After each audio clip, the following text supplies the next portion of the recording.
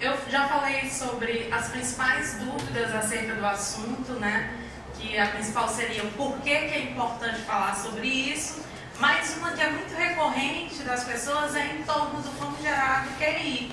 Eu vi aqui que a maioria das pessoas já sabia o que era, né, tinha alguma noção, e as pessoas falam muito se é possível ter altas habilidades, superdotação sem ter um alto QI.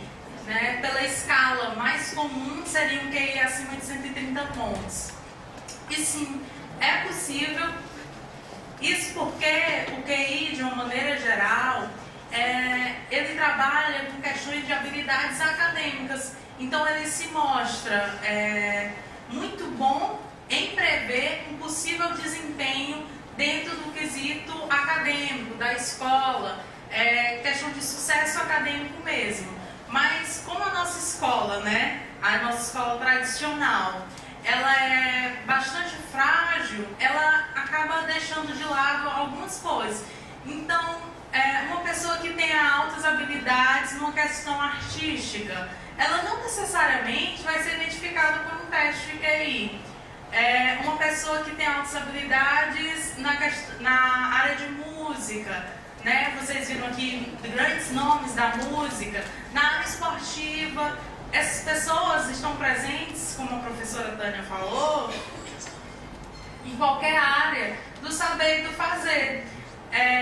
Mas também não dá para dirimir a questão do QI, porque quando a gente começa a falar que o QI ele tem uma história aí, em meados do século passado, a gente tende a achar que é um método de identificação muito antiquado, que ele não serve mais e que a identificação a partir desse QI não seria confiável. Isso também não é verdade. O QI ele é a maior tecnologia já produzida pela psicologia. Então, a termos de psicometria, foi um grande avanço. E uma identificação a partir do QI, ela tem uma margem de erro muito pequena. Porém, embora ele tenha um alto grau de assertividade, ele tem uma natureza muito limitada. Então, uma pessoa que tem um alto QI, ela pode ser classificada como uma pessoa que tem altas habilidades de superdotação, mas uma pessoa que não tem, não necessariamente não possa ser considerada uma pessoa com altas habilidades de superdotação, porque esse não é o único meio de identificação, ela é apenas um deles. Já já vocês vão saber quais são os outros.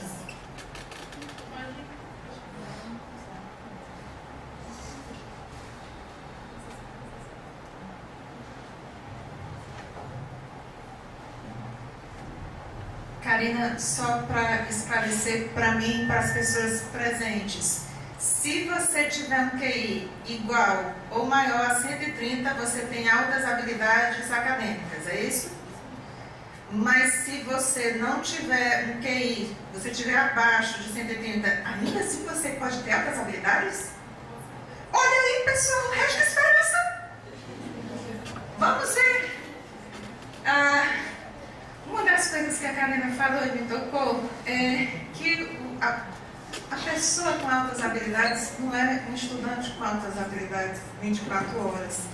Tem essa passagem no livro das estudiosas de Brasília, Miss Soriano e Denise Flave, que fala que um estudante, possivelmente psicólogo, interessado em realizar um estudo sobre a vida do maior general existente na face da Terra, após muito tempo de procura, este pesquisador foi informado que essa pessoa já teria morrido.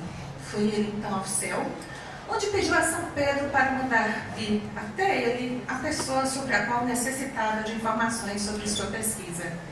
Quando a suposta pessoa chegou, o pesquisador imediatamente retrucou: não é esta a pessoa com quem desejo falar. Esta São Pedro, eu a conheci por anos. Foi um simples sapateiro na cidade onde eu vivi. E São Pedro respondeu: teria sido, porém, o maior de todos os generais registrado pela história, se tivesse tido as oportunidades e as condições ambientais adequadas para o seu desenvolvimento. Ninguém é Mozart sem piano. Mesmo que você tenha potencialidades e todos nós temos potencialidades adormecidas. Nós vamos precisar do estímulo de alguém, nós vamos precisar do estímulo do meio para desenvolvê-las. Ninguém consegue se desenvolver sozinho. O grande segredo é isso. Os testes de QI, eles foram reformulados por Terman na Universidade de Stanford, Califórnia, no começo do século XX, 1916. Ele foi que fez a fórmula multiplicada por 100, para não dar número quebrado. Ele fez o primeiro estudo sistemático de crianças com alto QI. Olha que nós já estamos fazendo a diferenciação, porque agora a gente já está ficando especialista no assunto, que alto QI é um tipo de altas habilidades, mas não são todas as altas habilidades. Ele acompanhou 1.528 pessoas por toda a vida. Ele morreu e a pesquisa foi continuada, deu seguimento depois. Esses sujeitos foram acompanhados da infância à vida adulta. E o QI médio era alto mesmo para altas habilidades, em termos de QI, era 150.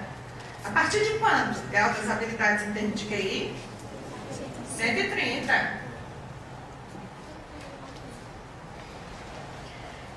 A Melita Olden, em 1968, fez um estudo que me chamou tanta atenção, porque quando eu estudo sobre Terman, eu me faço uma pergunta. Essas crianças de alto QI, QI 150, estavam com a vida garantida? O que foi que aconteceu com elas? Eles tinham uma amostra muito grande de mais de 1.500 pessoas. E Melita Olden, uma das colaboradoras de Terman, pegou os 100 que ela considerou melhor sucedidos profissionalmente e os 100 que não tinham sido bem sucedidos profissionalmente. Pessoal, vocês sabem qual a diferença do primeiro grupo para o segundo? 7 pontos de QI. 7 pontos de QI.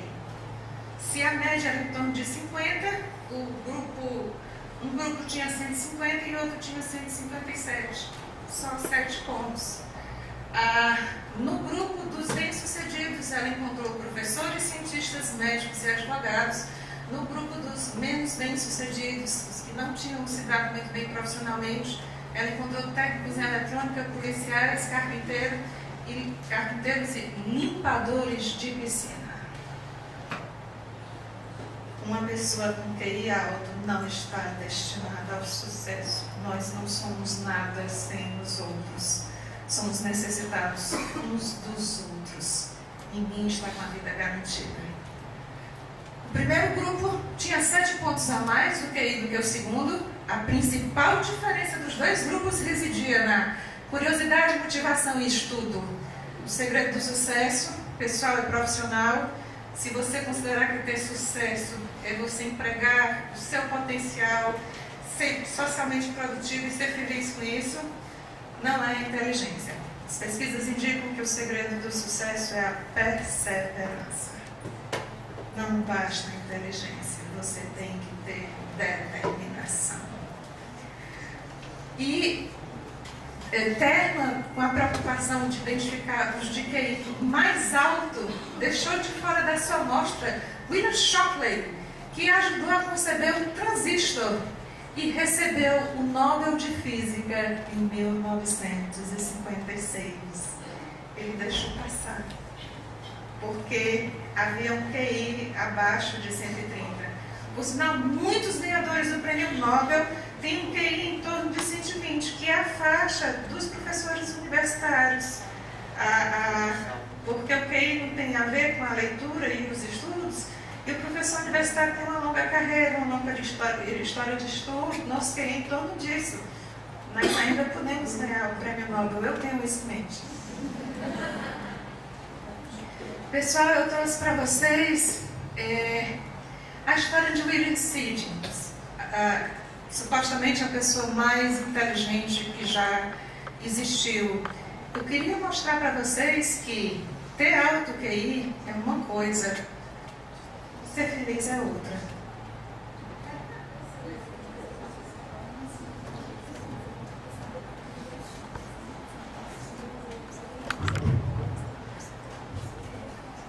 A história Seeds, a pessoa mais inteligente que já existiu.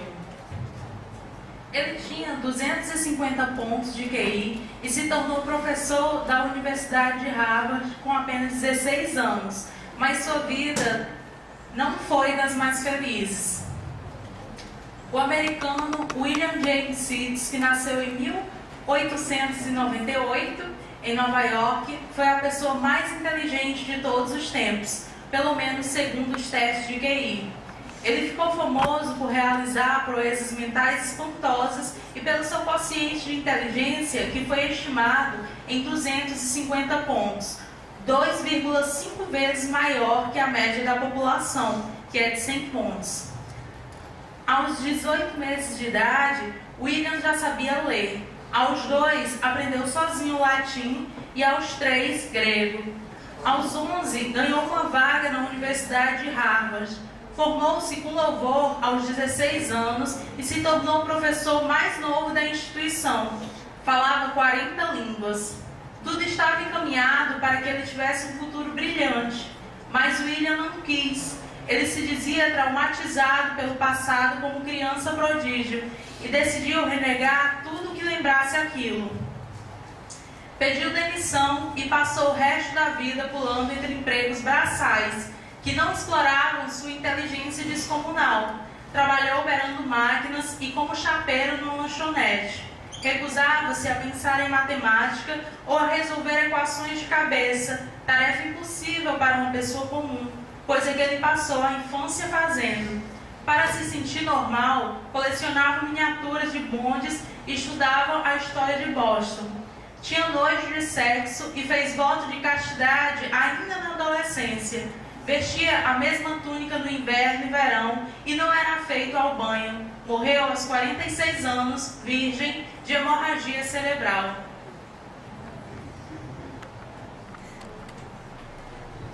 Um QI de quantos pontos? Um QI de 250 pontos. Se você tem um filho e os professores e psicólogos dizem que o seu filho tem um QI de 250 pontos, muitos pais acharão: meu filho está com a vida garantida. Ninguém está com a vida garantida. Todos nós partilhamos da condição humana. A gente não sabe o dia de amanhã.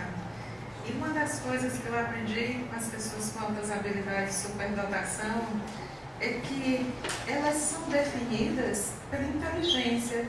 Observem esse fenômeno. Quando eu digo que a pessoa é deficiente, eu defino a pessoa pelo déficit. Por exemplo, é como se eu chegasse aqui e a Alessandra tivesse dito: olha, a professora Tânia vai falar e ela é hipertensa. Puxa vida, eu sou tantas coisas. Ela foi logo dizer que eu sou hipertensa e a medicação controla a minha hipertensão. Você define a pessoa pelo déficit. Um criminoso, eu tive a oportunidade de desenvolver estudos no sistema prisional, é definido pelo delito. Você vai ver a pessoa como criminoso. A pessoa com altas habilidades de superdotação, ela passa a ser vista pela inteligência.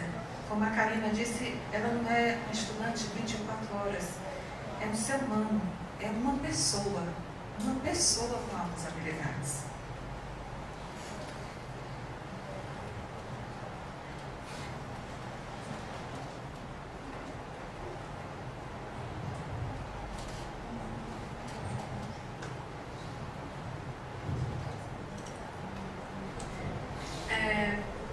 Dando continuidade a essa discussão sobre o QI, quando o QI surgiu, essa possibilidade de medir a inteligência surgiu, ela causou muito fascínio, porque pegava algo extremamente complexo, abrangente, global, que é a inteligência, e convertia em um número simples, e as pessoas passavam a ser rotuladas a partir daquilo. Só que o QI, né, esse quociente de inteligência, ele diz muito, mas não diz tudo, né? Ele pode falar sobre essa questão de uma performance acadêmica, fazer uma previsão sobre o quanto a pessoa vai ter facilidade em algumas disciplinas ministradas na escola, um conhecimento essencialmente escolar, mas as outras áreas da vida, o QI não vai ser um fator determinante. E é por isso que quando falamos em altas habilidades e superdotação, nós não nos limitamos a essa questão, porque senão estaremos excluindo uma série de pessoas que deixariam de ser identificadas, porque nós estaríamos nos atendo meramente a um número que, até quando a gente fala medir inteligência, essa é uma coisa muito estereotipada, porque a inteligência, ela é algo abstrato, é impossível você medi-la. Você não pode pegar uma régua, uma trema, colocar na cabeça de uma pessoa e dizer que aquilo é o tamanho da inteligência dela. O que o QI faz, de uma certa forma, é somente uma questão de análise de capacidades educativas, capacidades acadêmicas, escolares, e utiliza-se um número para facilitar a conversão, né? Mas ele não dá um retrato sobre a performance da pessoa, e sim sobre o seu desempenho. É algo muito mais restrito. Quando nós não identificamos as pessoas com altas habilidades de superdotação, nós deixamos de ofertar a elas uma série de mecanismos ajustados às suas necessidades em diversas áreas da vida. O QI, ele não é a única forma de identificar essas pessoas. Existem outras que são processos mesmo globais, integrais, que vão ver como a pessoa se dá em múltiplas situações, em múltiplos ambientes. Majoritariamente, essa questão de identificação, por mais que não seja uma identificação dentro de uma área acadêmica, uma área de conhecimento escolar, ela deveria acontecer na escola, porque o professor ele tem uma visão muitíssimo privilegiada e muitos parâmetros comparativos para dizer se uma habilidade ela é correspondente àquela faixa etária ou não. Por exemplo, famílias que têm filhos únicos, que não têm contato com a família extensa, normalmente há um encarecimento do nível de parâmetros comparativos, e isso dificulta muitas vezes a questão da família ser a primeira a se atentar aos indicadores de altas habilidades. Então, deveria ser assim. Não acontece porque esses professores não estão sendo capacitados para isso. Eles não conhecem o assunto, quando conhece, é baseado em cima de muitos estereótipos. O professor acha que vai encontrar um gênio em sua sala de aula. Pode ser até mesmo que exista um futuro gênio ali, mas se ele não tiver oportunidades, dificilmente ele será reconhecido como tal.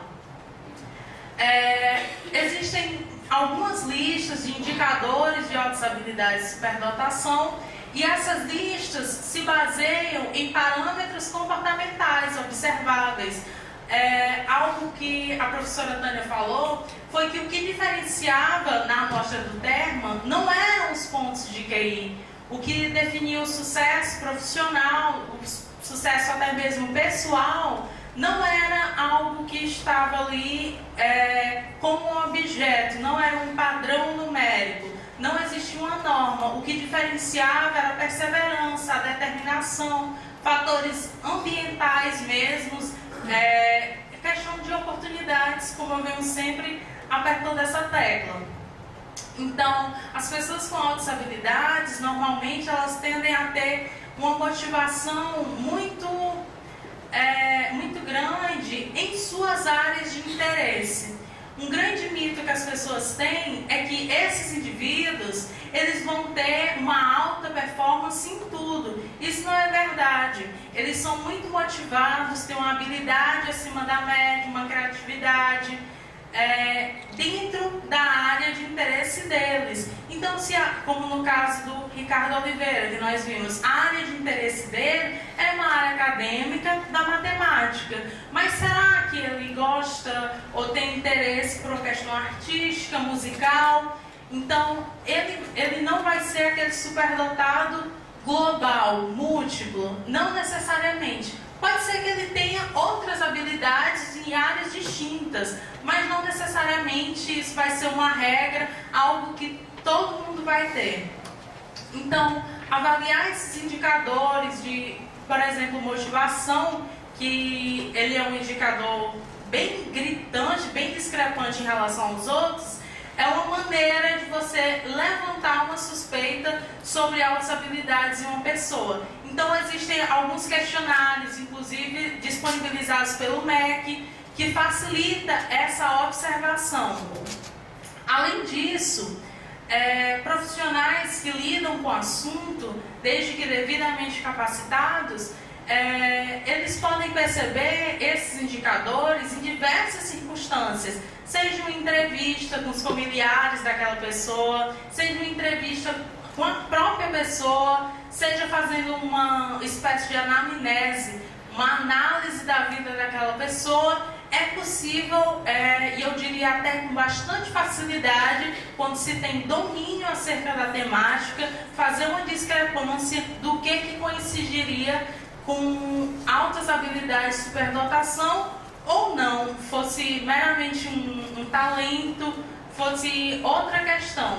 Então, o QI não é o único indicador, porque ele tem uma natureza muito limitada, ele é útil, mas não é a única forma. Algo que acontece aqui no Brasil são esses alunos serem garimpados na escola mesmo, o que já diminui muito a população em si. Então, esses alunos podem ser garimpados em feiras de ciências, existem alguns institutos que trabalham com isso, mas é sempre uma natureza muito limitada. Nós poderíamos identificar e atender muito mais pessoas do que nós fazemos atualmente. É o famoso conhecer para incluir. Eu trouxe essa imagem que é sobre uma associação, isso é restrito ao QI, de pessoas com alto QI, que é a chamada Mensa. Ela é uma associação internacional, mas que ela possui raízes aqui no Brasil também, inclusive em Fortaleza, que ela tem como missão, objetivo principal, reunir, congregar pessoas de alto QI, então não são pessoas com altas habilidades, também são, mas não são todas, especificamente as de alto QI. Congregar essas pessoas para que elas possam ter um espaço de desenvolvimento de suas habilidades, um ambiente enriquecido, então, e até mesmo uma questão social mesmo. Essa associação aqui no Brasil, ela tem essa logo aí, esse Mzinho, é chamada de Mensa Brasil, e vocês podem achar com muita facilidade. Então, quem tiver interesse no assunto, porque esse tema de QI, pontuação de QI, é algo que desperta muita curiosidade, a Mensa, das instituições que eu já conheci, que já pesquisei, ela é a única aqui que tem uma certa confiabilidade a nível global mesmo. Então, se vocês procurarem por Mensa Brasil, tiverem interesse em saber o QI de vocês, fica aí o convite. Existem muitos membros ilustres nessa associação, inclusive eu estava olhando no site, né, para ter essas informações, e tem lá uma lista de membros ilustres espalhados em torno do mundo. E são muitas pessoas, aqui no Brasil principalmente. Mas eu trouxe a Lisa Simpson porque ela é a membro mais importante, mais relevante dessa associação, mesmo ela sendo um membro fictício, né? Eu acho que não convidaram o Sheldon ainda para participar. Isso é um absurdo. Uma grande heresia. Na 28ª temporada de Os Simpsons, o episódio 10 é só sobre a Lisa entrando nessa associação. E assim, aquele humor ácido, bem característico da série, mas é bem interessante. Em tradução livre, esse episódio é encontrado como Eles Salvaram a Inteligência da Lisa. Eu assisti, achei muito divertido e recomendo para vocês.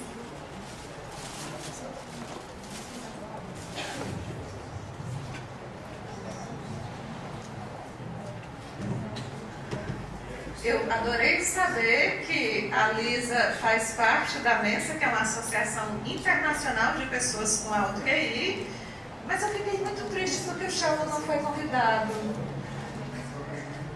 Vamos aguardar o que vai acontecer. Pessoal, houve uma revolução do meados do século XX em termos da compreensão da inteligência humana. O QI não é mais sinônimo de inteligência. O QI hoje em dia é um preditor acadêmico. Se você tirar boas notas, você vai ser um bom estudante. Provavelmente. As exceções. A inteligência é muito mais do que habilidades escolares. Existe inteligência fora da escola. Nós precisamos de inteligência para nos relacionarmos com as pessoas. Há pessoas que são brilhantes nos esportes, que têm habilidades psicomotoras notáveis, ou de pintura. Será que essas habilidades não merecem um reconhecimento de inteligência? Nós saímos de uma perspectiva unidimensional para multidimensional. A pergunta que não quer calar: existe inteligência fora da escola? Quando a gente pergunta ao professor, nos indique seus alunos mais inteligentes, eles nos indicam os alunos com as melhores notas. Não necessariamente. Os alunos com as melhores notas são os mais inteligentes. E a Karina trabalha comigo numa bolsa que se empenha para evitar a evasão de alunos da graduação. Eu vou apresentar a vocês quem são as pessoas com altas habilidades e também os alunos com altas habilidades. Acreditem, eles têm um imenso potencial. Raramente gosto da escola. Eu sinto que a escola e a universidade, de certa forma, fracassam, porque são pessoas que amam aprender e não amam as instituições de ensino. O que nós estamos fazendo aqui como professores? Onde está o sujeito? O aluno não veio mais assistir às aulas.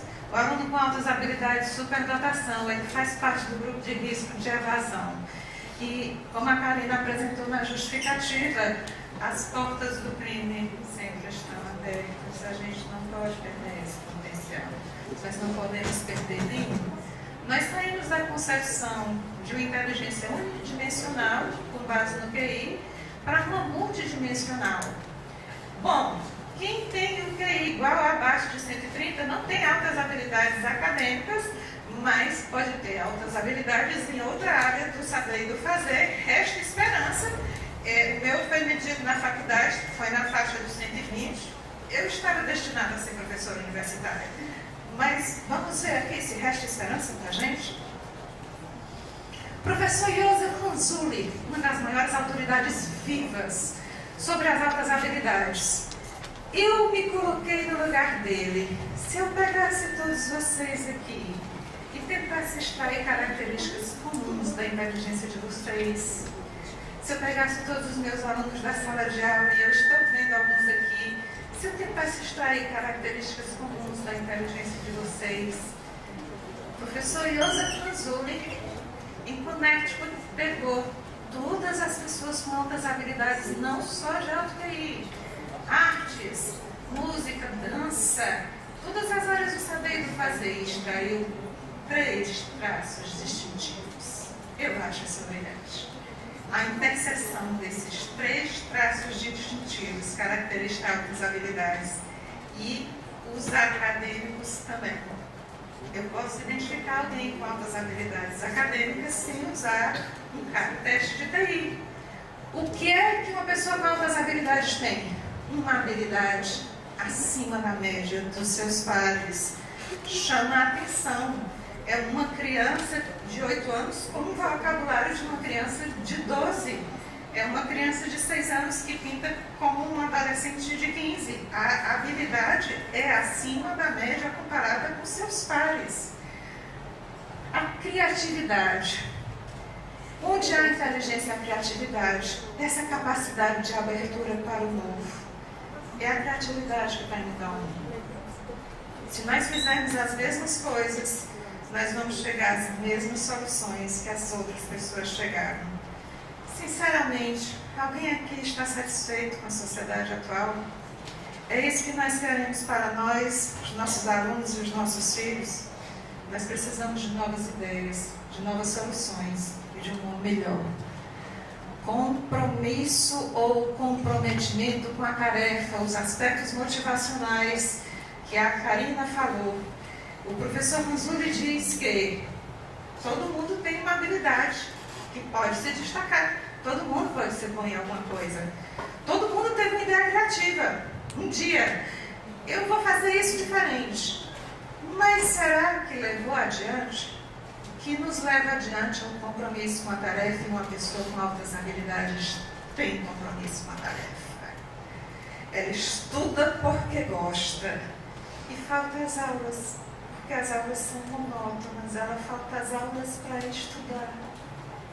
Ela faz um trabalho pelo prazer, pela determinação, pela dedicação de ver o trabalho dedicado. Ela não é o aluno que estuda por nota, nem quem trabalha por dinheiro, mas é quem trabalha porque é engajado, é envolvido, tem uma área de interesse com o que faz. É essa determinação que leva a pessoa para frente. E o professor Manzulli diz que as altas habilidades estão na interseção das três características. Não basta ter nenhuma delas isoladas. Na Secretaria de Acessibilidade, nós fizemos um trabalho bastante interessante em parceria com o professor Igor Paim, do IFCE, e com a professora Renata Muniz, que é pesquisadora, veio da Universidade de Brasília. Nós traduzimos um vídeo do Manzulli e legendamos. A tradução foi todo um conjunto de pessoas, alunos que participavam do grupo de estudo, professores, o professor Ipaim, a professora Renata, mas a legenda é de mérito da aluna Karina Dias. Fez uma legenda perfeita, com a sincronia com o que o professor Manzulli fala. Quem quiser saber, é um vídeo curto, deve ter uns 10 minutos, o que é superdotação pelo próprio Manzulli, é só acessar esse link. Não. O MEC tem essa classificação, pessoal, de 6 tipos. Essa classificação é derivada dos estudos norte-americanos. Ela classifica 3 tipos de altas habilidades. A das instituições de ensino, a pessoa que você sai bem na escola, na universidade, o talento especial, música, artes dramáticas, cênicas, artes plásticas, o social, o psicomotor, o criativo e intelectual. Observe que o professor Manzulli é mais abrangente, ele destaca em qualquer área do saber e do fazer. Você pode ser uma cozinheira e ter uma habilidade acima da média para cozinhar. Fazer pratos novos, inventar receitas, ser criativa e cozinhar com uma determinação. Eu adoro. Em qualquer área da vida. Você pode ser uma cozinheira com altas habilidades, você pode ser um professor com altas habilidades, você dá aula com uma didática acima da média, um envolvimento, um compromisso com a tarefa, você utiliza de meios criativos. As altas habilidades estão em qualquer área da vida, da realização humana. E eu queria dizer a vocês isso. A partir de agora, nem eu nem a Karina vamos falar de altas habilidades. As pessoas com altas habilidades vão falar sobre elas. Várias pessoas com altas habilidades, alunos, professores, amigos, trouxeram depoimentos da sua própria vida para dividir com a gente. Eles autorizaram essa divulgação, adotaram pseudônimos. E quem está falando aqui para vocês são eles. Eu e a Karina vamos emprestar nossas vozes. Lembrem-se que as altas habilidades podem ser em qualquer área do saber e do fazer. E nós encontramos uma pessoa com um senso de justiça elevadíssimo, princípios e ações morais. Ela adotou como pseudônimo Raquel e trouxe a história dela para dividir com a gente. Na verdade, a mãe dela faz o depoimento. E agora eu vou trazer para vocês quem são as pessoas com altas habilidades. Olá, Tânia. Não sei se a maturidade da Raquel está relacionada à inteligência ou vice-versa. Eu vou te passar um pouco das muitas atitudes dela que me surpreenderam. Aos 3 anos e meio, foi matriculada em uma escola cuja visão de educação era bastante tradicional. Não tenho certeza se esse foi o motivo pelo qual ela não se adaptou. Percebi logo na segunda semana que o sofrimento era real. Não era apenas o choro de uma criança na pré-escola que me fez cancelar a matrícula.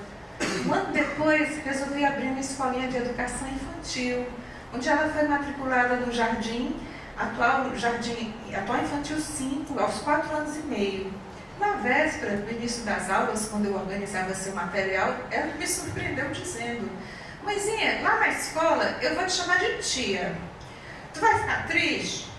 Quando eu perguntei por que, ela respondeu: você é a dona da escola, se eu te chamar de mãe e tirar um 10, todo mundo vai pensar que é porque eu sou a tua filha. Eu fiquei meio incrédula, mas concordei. E assim ela fez. Dia depois, na escola, no intervalo, ela caiu, feriu os joelhos em casa quando me vi. Perguntei por que não tinha me procurado. Ela respondeu que dissera à professora que na escola eu era a diretora dela. E que quando as crianças caíam ou tinham problemas, elas primeiro procuravam a professora.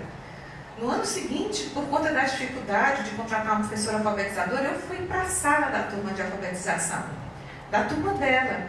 O que aconteceu naquele ano foi impressionante. Além de continuar me chamando de tia, em casa se referia à professora em terceira pessoa.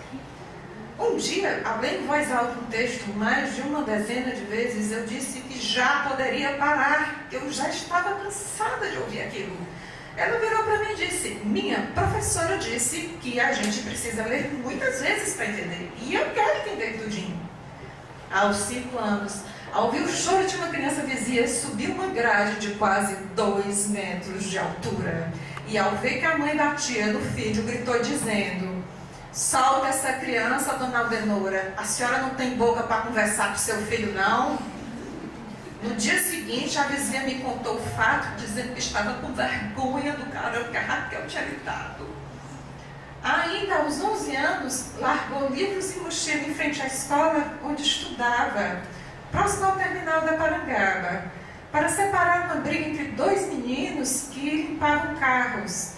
O porteiro da escola viu daquilo e levou para a coordenação. A coordenadora chamou sua atenção para o risco de ter sido agredida com estilete. Ela explicou que se meteu na confusão porque o menino era grande e o outro era pequeno. E ela não podia deixar que o menor apanhasse. Não era justo. Vamos sair da escola? Vamos levar a inteligência para a vida? Eu trago para vocês, observem que quando a gente fala dos gênios e pessoas com altas habilidades, a gente fala de gente de fora, né? Eu trouxe o Ricardo de Vaz Alegre. Eu estou trazendo, através do depoimento dos atos, pessoas conhecidas. E eu vou trazer um estudioso da área de altas habilidades, que é professor do Instituto Federal do Ceará, professor Ico Paim, representado aqui pela sua adorável esposa, Raquel Paim, que tem um vídeo que ele dá as características gerais de traços de superdotação. É muito difícil caracterizar um grupo que é heterogêneo, porque as pessoas são diferentes e as manifestações de inteligência também. Com vocês, o professor Ico Paim. Olá, sou Ico Paim, professor e pesquisador no campo da educação dos superdotados. E separei esse vídeo para discutirmos a questão das características de uma criança, um adolescente, um adulto com altas habilidades de superdotação. Enfim, diversos pesquisadores buscaram encontrar um denominador comum, o que eles chamam de características gerais do superdotado. E vou apresentá-las aqui a vocês. A primeira grande característica é a questão da precocidade. O superdotado normalmente manifesta uma capacidade, uma habilidade antes do tempo esperado, antes da idade cronológica prevista, como aquela criança que começou a ler mais rápido, mais cedo, como aquela criança que domina alguma habilidade motora também antes do tempo, habilidade textual precoce, habilidade musical, enfim. Quando o sujeito apresenta um certo desempenho com maior qualidade, maior perfeição e que não era esperado para a sua idade cronológica, isso é um dos indicadores ou uma das características da superdotação mais notáveis. Segundo, o que nós também começamos a falar no vídeo anterior, a questão da dedicação à tarefa, a fúria de dominar, compreender um assunto. O superdotado ele se dedica, se debruça e ele se empenha em aprofundar uma determinada área ou competência que ele julga importante ou que ele se sinta apto e que ele vai, então, bem além do esperado. Isso acaba também criando uma espécie de necessidade dele se desvencilhar sozinho, porque o superdotado gosta de andar com as próprias pernas, ele tem independência, autonomia, e muitas vezes isso representa uma preferência em trabalhar e estudar sozinho. Então, quando você vê uma criança, um adolescente que lá na sua escola está se dedicando, e muitas vezes sozinho, na compreensão de um determinado tema, que muitas vezes difere dos seus pares, que ele está avançado dentro da sua idade cronológica, isso pode ser um indicador de altas habilidades, né? Outro aspecto que nós também já citamos, que é o elevado nível de desenvolvimento em alguma área do conhecimento ou habilidade humana. Então, o superdotado sempre se destaca em alguma competência. Não precisa ser em várias ou múltiplas competências. Ou seja, ele não precisa ser um superdotado global, aquele superdotado múltiplo, mas pelo menos uma grande competência ou domínio ele faz com excelência.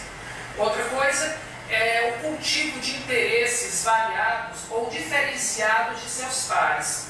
Então, aquela criança de 10 anos que está preocupada normalmente com temas adultos, tais como política, violência, corrupção, fome, degradação ambiental, essa criança ela está destoando da média, ela está com um interesse muito além do que seria esperado, ou bem divergente do que seria esperado. E muitas vezes, por causa disso, essa criança tende a associar com pessoas mais velhas, em busca de mais fomento, mais informação, um feedback para seus anseios, suas angústias, suas dúvidas, mas também pode se aproximar de pessoas mais novas, porque com as pessoas mais novas, ela não vai sofrer o crivo da crítica que ela sofre com os seus pares. Por exemplo, uma criança de 10 anos, que ao mesmo tempo discute política, mas que está brincando com uma criança de 5 anos, que não lhe critica, que não lhe ataca com relação aos seus interesses, ritmos, estilos de aprendizagem, enfim. São situações que muitas vezes nos deparamos. Outra coisa é a facilidade que o superdotado tem em aprender princípios gerais de assuntos específicos. Então ele tem uma velocidade de aprendizagem mais rápida, um poder de síntese e conclusão bem notáveis. Então ele pega tudo no ar, em certos assuntos, né? E ele tem a capacidade de propor, ou a facilidade de propor ideias, muitas ideias para um determinado estímulo específico ou um determinado campo específico do saber. Portanto, essa capacidade de compreender os princípios gerais, gerar conclusões de síntese, propor ideias, de ter essa desenvoltura em alguma área do saber, é uma marca também. Outra característica que se associa dentro do aspecto cognitivo é o elevado grau de observação ou de percepção. Então, o superdotado tem um grau de acuidade, ou diria até hiperacuidade, para perceber nuances, podem ser nuances textuais, de um fenômeno físico que ele observa, de um fenômeno biológico, de uma música, de uma produção artística, enfim. Ele tem esse olho clínico dentro da sua competência bem mais refinado. Outra característica é que ele tem uma preferência por jogos que lhe desafiam, jogos de estratégia. Ele não se acomoda com jogos repetitivos, que enfadam. Ele prefere estar sempre sendo desafiado e um jogo que sempre traga surpresas. Por isso, os jogos de estratégia, tabuleiro, são muitas vezes os mais prediletos. Outro aspecto interessante é a questão do humor, essa questão comportamental. O superdotado tem um humor bem desenvolvido, bem refinado.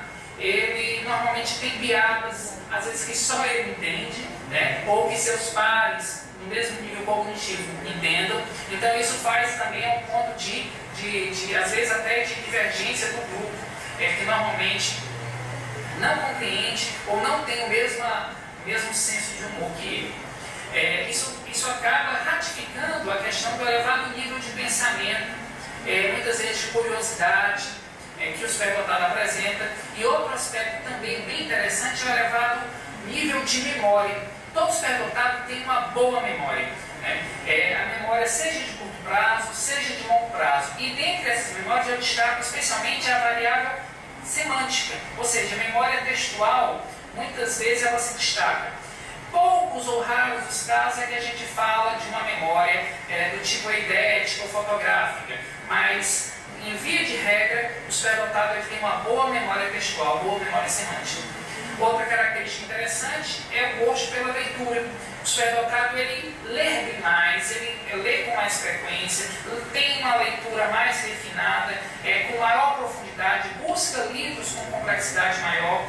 Então, aquela criança do segundo ano que está lendo um livro do 8º ano, né? Ou então que ele está no ensino médio e está buscando um livro da faculdade, ou então um nível com um grau de complexidade bem além do esperado. Então ele tem realmente a leitura como principal fonte de acesso à informação. Agora, dentre aspectos de ordem de autoimagem, é muito comum os superdotados eles serem exigentes consigo mesmos, né? Tem um grau de autocrítica bastante elevado, principalmente porque eles sabem reconhecer o padrão de excelência do que não é excelência. Portanto, eles se comparam o tempo todo e acaba tendo a tendência para o perfeccionismo, o que em alguns casos pode ser prejudicial ao aspecto socioemocional, ao equilíbrio afetivo dele. Então, é um dos aspectos que os professores sempre pontuam. Até que ponto a autocrítica é positiva ou construtiva, o perfeccionismo, até que ponto isso também é prejudicial. Nós já também citamos no outro vídeo, mas eu ratifico aqui, o elevado nível de pensamento divergente e criatividade, nessa forma oblíqua de ver o mundo, essa forma curva, inusitada, não óbvia, de interpretar e reinterpretar os fenômenos, conceitos, enfim, de criar alternativas diferentes para solucionar o mesmo problema, né?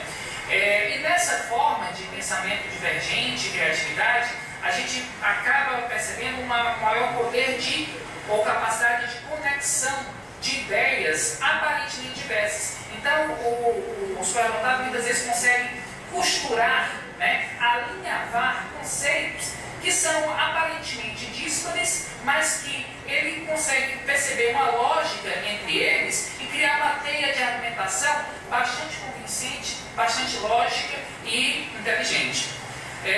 Outro aspecto que muitas vezes as pessoas desconhecem é que o superdotado tem um grau maior de sensibilidade a injustiças, a incoerências, seja no campo pessoal ou no campo social. Então, ele se indigna com mais veemência, ele se envolve com mais força e com argumentos muito mais sólidos e consistentes para justificar por que ele não aceita uma determinada situação de injustiça social, de incoerência argumentativa. Então, quem tem a visão do superdotado como aquele sujeito altamente racional, às vezes frio, deve rever seus conceitos, porque não é isso que nós encontramos ao longo dos anos de estudos, de pesquisas no campo. Tá? O superdotado, dessa forma, ele também tem como característica a não aceitação de afirmações, respostas ou avaliações superficiais. Ele critica, ele contesta, ele vai além, ele não se conforma, com o que for superficial, o que não tenha consistência. E para isso, muitas vezes, no seu poder de argumentação, ele usa o seu vocabulário que normalmente, eu vou dizer até quase sempre, é avançado para a sua idade. Nós não podemos esquecer que o vocabulário é muito importante para a questão do pensamento, porque a pobreza de vocabulário implica na pobreza de pensamento. E quanto mais diversificado esse vocabulário mais sofisticado é o grau de argumentação. Agora, é claro, devemos ficar atentos, dentro das características, uma que chama muita atenção é que é o assincronismo de capacidades ou de competências. Muitas vezes, o superdotado ele tem um desenvolvimento cognitivo bem avançado, mas isso não representa um desenvolvimento emocional compatível no mesmo nível. Portanto, ele pode estar bem maduro cognitivamente, compreendendo ideias, conceitos, argumentação, mas isso não quer dizer que emocionalmente ele também esteja, ou que moralmente também esteja. Então, o assincronismo é uma característica, e às vezes assincronismo dentro da própria cognição, aspecto cognitivo. Por exemplo, a criança que sabe resolver um cálculo matemático com bastante complexidade e ele chegou ao resultado do cálculo, mas você pergunta para ele como é que ele conseguiu chegar, ele não consegue explicar. Ou seja, ele tem bem desenvolvido o seu pensamento lógico-matemático, mas a sua inteligência linguístico-verbal não é suficiente ou razoavelmente capaz de acompanhar o seu raciocínio lógico-matemático.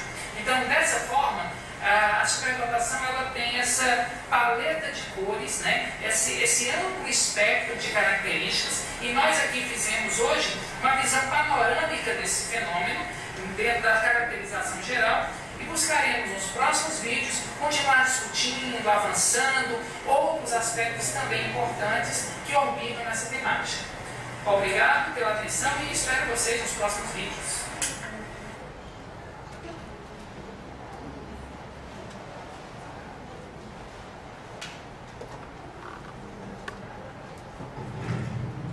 E aí, pessoal, está mais claro já? Todo mundo se identificando? Esse vídeo do professor Ipaim, o professor Ipaim é cearense, muitas pessoas não sabiam disso, né? Já vieram falar meio surpresas. Ele é conhecido nacionalmente e várias pessoas com altas habilidades me disseram que é um dos melhores vídeos do país a respeito.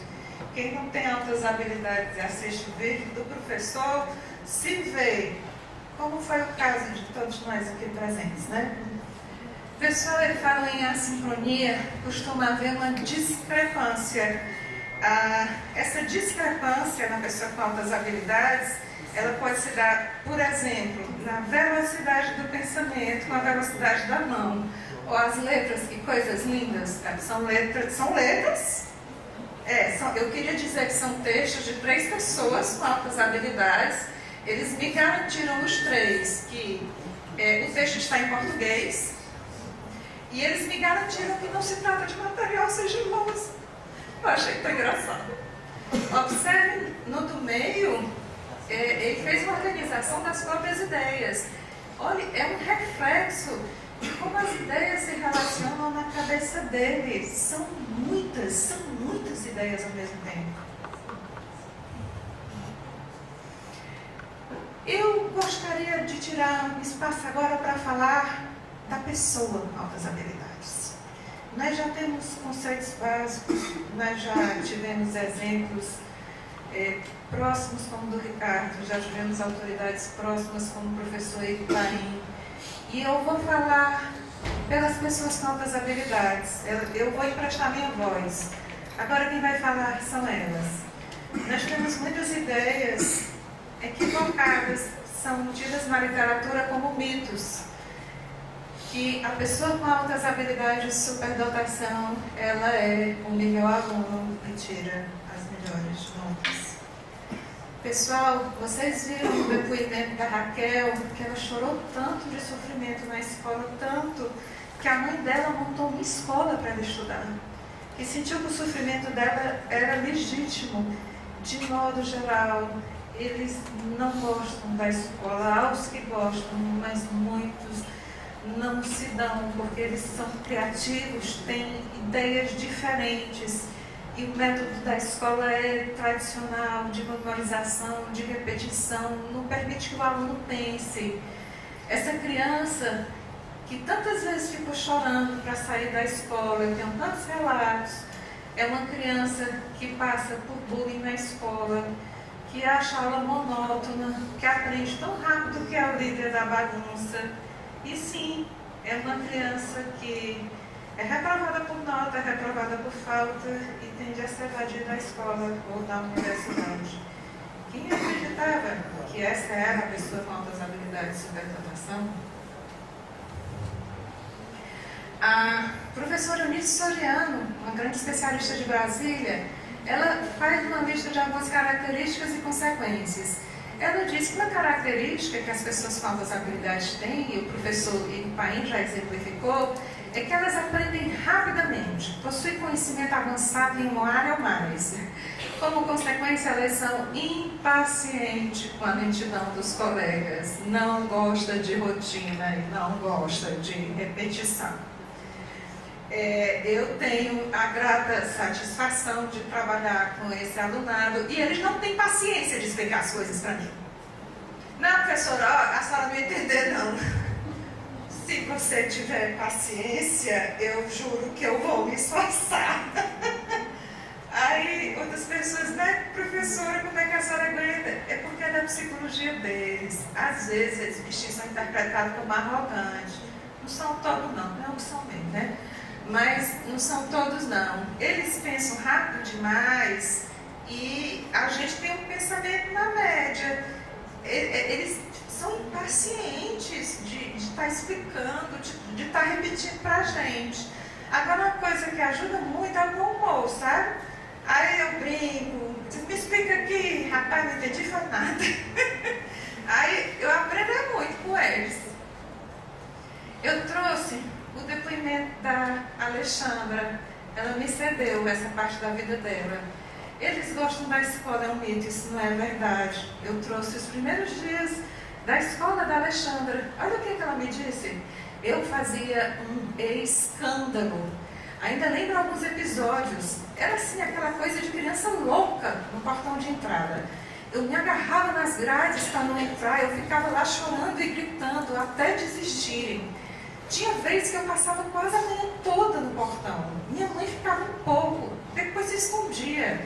Quando não tinha mais jeito, me levava para casa. As professoras ficavam lá tentando me convencer a entrar. Um dia disseram que podiam me deixar lá a manhã toda. Minha mãe ouviu e me tirou da escola, eu e minha irmã.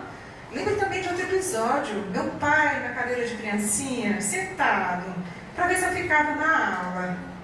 Aí eu disse, é com tristeza, Alexandra, que reconheço que as instituições de ensino não fizeram bem a você, me parece traumático. A notícia boa é que tem cura. Vamos pensar numa forma de você passar pelas instituições de ensino e ser feliz. A Alexandra fez uma revelação, ela teve um insight que me doeu na aula. Pois é, me dei conta hoje que no primeiro dia de aula dos 3 semestres, ela já faz universidade, tive crises terríveis e sem causa aparente de vômito. E em todos os anos escolares também. Pensando aqui que quando criança, no dia que disseram eu tinha que ficar na escola para me acostumar. Todo primeiro dia de aula, quando a Alexandra sabe que vai para o primeiro dia de aula da universidade, todo primeiro dia de aula da escola, ela tinha ânsia de vômito. Quando é que a gente tem ânsia de vômito? Quando está com um comportamento de ansiedade. E nós sentimos ansiedade quando somos ameaçados. A escola não era um lugar onde ela era feliz. E eu vou trazer umas produções da Alexandra para vocês verem o potencial dela. E ela não foi feliz na escola. Eles adoram assistir às aulas. Eu não coloco, outra pessoa, um homem, um aluno, ele não me deu o codinome. Eu perguntei, está frequentando as aulas? Ele respondeu, mais ou menos. Aí eu retruquei, era bom, a gente tem uma conversa, não?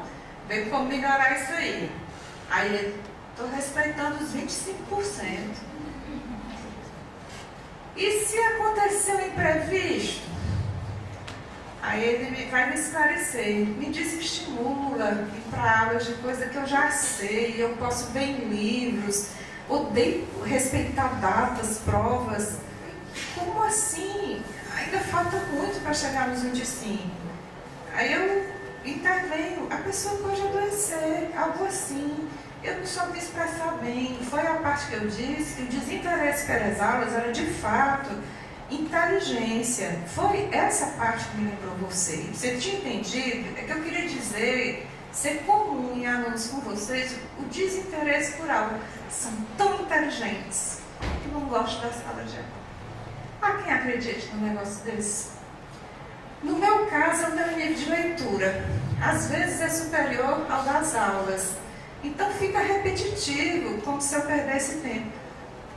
Todos dizem que estão perdendo tempo em sala de aula, que eles aprenderiam mais em casa. Aí eu pergunto, e isso dá diploma?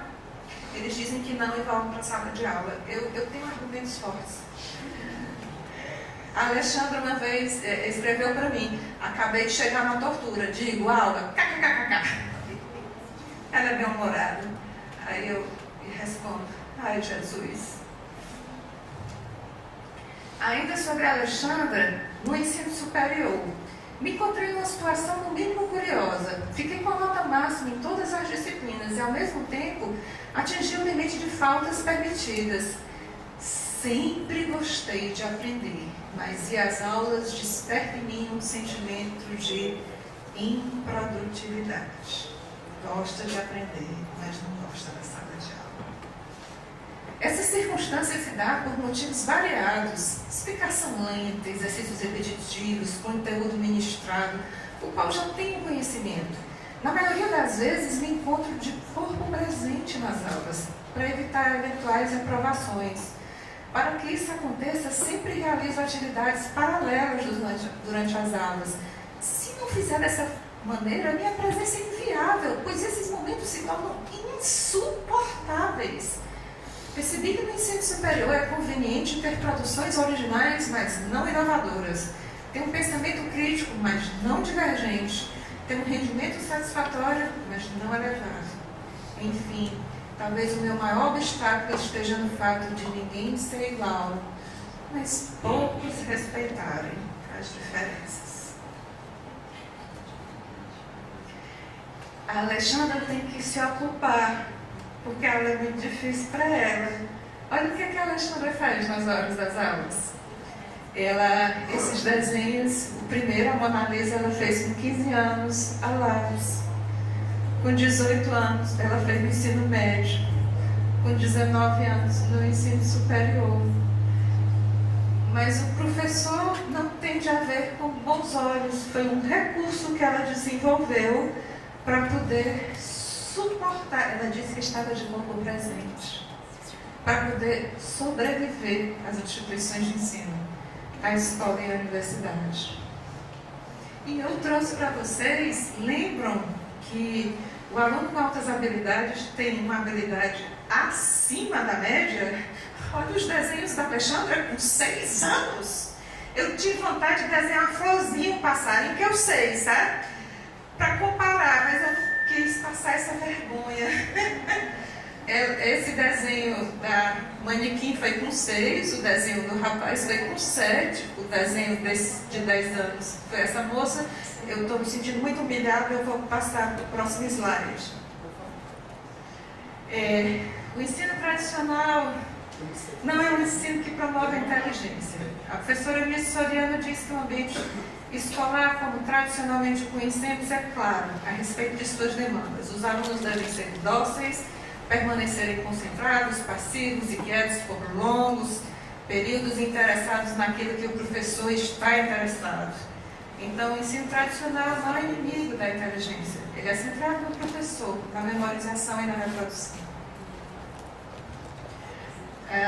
Que características eles têm e que consequências isso apresenta? Eles são críticos. Toda pessoa inteligente, e a inteligência é um patrimônio de todos, contesta. Eles são essencialmente contestadores. Eles vão questionar. Faz parte da inteligência. E eles contestam os professores e os colegas da sala de aula. Vocês imaginam isso na universidade? O que é um aluno na faixa dos 20 anos contestar um professor doutor? Essa pessoa humilde, simples e legal?